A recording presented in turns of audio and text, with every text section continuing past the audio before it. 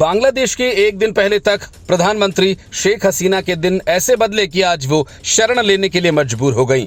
वो 5 अगस्त को पीएम पद से इस्तीफा देकर भारत आ गई थीं। फिलहाल यही हैं। शेख हसीना ब्रिटेन में शरण लेना चाह रही क्योंकि उनका बेटा और बहन ब्रिटेन में ही रहते हैं, लेकिन पाकिस्तान के भगोड़े शासकों को शरण देने वाले ब्रिटेन ने अपने दरवाजे शेख हसीना के लिए बंद कर दिए।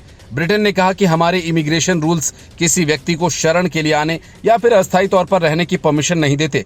ब्रिटिश गृह मंत्रालय ने यह भी कहा कि इस तरह की शरण तो किसी को भी उस देश में ही मांगनी चाहिए जहां वो सबसे सुरक्षित पहुंचा हो। मतलब कि ब्रिटेन में एक तरह से शेख हसीना को भारत में ही शरण मांगने का सुझाव दिया।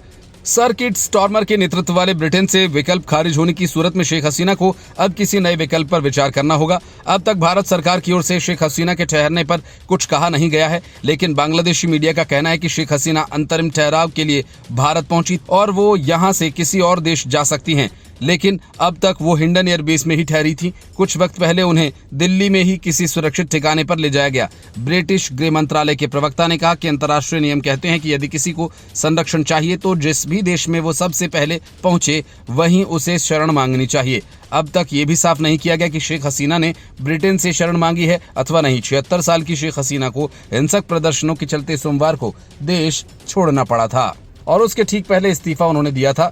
नौकरियों में कोटे के विरोध में वहां ऐसा आंदोलन हुआ कि 300 से ज्यादा लोग अब तक मारे जा चुके हैं। यही नहीं, शेख हसीना के निकलने के बाद भी देश में हिंसा का दौर जारी है और करीब 100 लोग फिर मारे जा चुके हैं। कहा जा रहा है कि हसीना को निकलने के लिए सेना से 45 मिनट मिले थे। यदि शेख हसीना को ब्रिटेन में शरण नहीं मिलती है तो उन्हें किसी और देश का रुख करना होगा और इसके अलावा अब तक भारत में ही रहना होगा। सूत्रों का कहना है कि भारतीय एजेंसियां भी चाहती हैं कि शेख हसीना यहां ज्यादा दिन न रहें। ऐसा इसलिए क्योंकि उनके यहां ठहरने से बांग्लादेश में भारत के खिलाफ माहौल बन सकता है।